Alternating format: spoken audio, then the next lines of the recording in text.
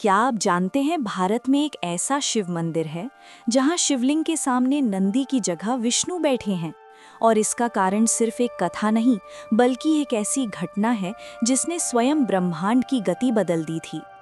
कहानी शुरू होती है उस समय से जब देवताओं के स्वर्ग में एक असहज खामोशी थी। होम मंत्र और यज्ञ की ध्वनियों के बीच एक सवाल उठ रहा था, शिव कहाँ है? देवताओं के बीच चर्चा थी कि राजा दक्ष ने एक विशिष्ट यज्ञ रखा है, लेकिन ये यज्ञ देवताओं की प्रतिष्ठा के लिए नहीं बल्कि अपने अहंकार को स्थापित करने के लिए था। दक्ष की एक ही कसक थी, उनकी बेटी सती ने जिस योगी को चुना वो कैलाश का राजा होने के बावजूद अघोर वेश वाला, भस्म से लिपटा हुआ, बंधन मुक्त शिव क्यों था? दक्ष ने क्रोध में निर्णय लिया, इस यज्ञ में शिव का नाम भी नहीं लिया जाएगा। लेकिन कमरे में छिपी अग्नि की तरह ये बात सती तक पहुंची। सती ने सोचा कि पिता क्रोधित हैं पर शायद उन्हें देखकर शांत हो जाएंगे। वो बिना निमंत्रण के पहुंच गईं।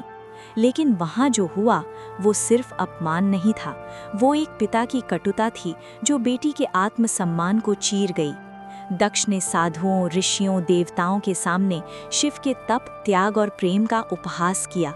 सती का हृदय टूट गया। उन्होंने कहा, जिस शरीर ने पति का अनादर सुना है वो अब मेरा नहीं। सती ने वहीं अग्नि में प्रवेश कर दिया। जैसे ही ये समाचार कैलाश पहुंचा, हवा की गति बदल गई। कैलाश पर मौन टूट गया, पहाड़ कांप उठे। शिव ने पहले मौन साधा और फिर वो मौन एक विनाशकारी गर्जना में बदल गया। उन्होंने अपनी जटा फाड़ी और उस अग्नि से प्रकट हुआ एक अनोखा धधकता हुआ रूप, वीरभद्र।